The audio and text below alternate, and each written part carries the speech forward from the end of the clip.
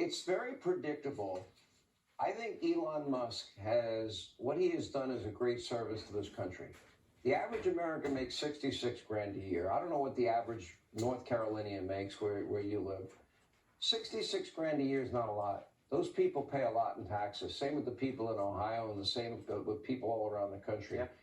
And when you see hundreds of billions of dollars, and this is the tip of the iceberg, that are being wasted. And Joe Biden, we now know, wasted over $236 billion last year that we know of. I mean, why would people be angry at that? And this is not money going to America, but it's going around the world. Well, they should be angry, Russ. Russ Vought is going to be able to help. You mentioned him getting confirmed. But listen, the only thing that's faster than an Elon Musk Tesla is Donald Trump and his team making sure that the American people are back in control. And what we're seeing here is that Donald Trump has instilled hope in America and fear in Washington, D.C. Wouldn't it have been better if those billions of dollars had been sent to Western North Carolina to actually rebuild instead of some DEI woke kind of trans deal in Ireland or across the country in Africa? It is just unbelievable what we've seen. But yet what we are seeing right now is President Trump putting his foot on the gas and going from 0 to 60 in 2 seconds. It's a great way to put it. I think Elon Musk, first of all, his personal accomplishments have benefited every human being on this earth. That's number one. He's going to rescue our astronauts. He helped the people in North Carolina, the people in Tennessee, the people in California, and he did it for free.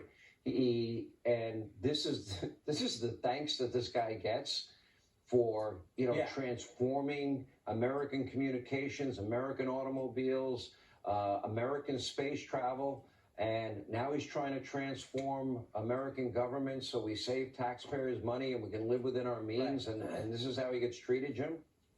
Yeah. What's going on here is when you spend money on stupid things, you attack the guy who exposes it. That's exactly what Democrats are doing. The proponents of big government, the recipients of big government spending, they just as soon keep all that secret. But Elon Musk comes along and says, this is ridiculous. As Mark put it out, some trans opera in Ireland, they're funding Sesame Street shows in Iraq. I mean, think about it. China's building bridges and roads in certain countries, and we're putting Big Bird and Bert and Ernie on TV in Baghdad. Who do you think is going to have more influence? So what Elon Musk is saying, this is stupid. Let's stop it. Let's focus on serving the American people, not having these agencies do what they want. Here's another thing, Sean. 10,000 people work at USAID. 1,000 of those 10,000, over 10% of those individuals, 1 month after Hamas attacks our best friend, the state of Israel, 1 month later, those 1,000 people did an open letter calling for a ceasefire in Gaza. Are you kidding me? So of course we need to scale this agency back and get rid of some of those people who have that attitude and are saying those kind of things about our dear friend and ally, the state of Israel. Mark Meadows, I really pride myself in doing a lot of research. And we spend a lot of time looking for waste, fraud, and abuse. I know Senator Joni Ernst had requested this information repeatedly, and they use obscure names to really hide where the money goes and what the money went for. When I grew up in New York, and thank God I don't live there anymore, we used to call that fraud. What do you call it? Well, I call it fraud, and that's even a nice name for it when you look at it, Sean. And you did do the research, and yet what we saw was the Doge team goes in. They're actually looking through the checkbook and say, where is the money going? And you said it in your monologue. This is the tip of the iceberg. Wait until they start looking at all the grants that are coming out of HHS and the education department.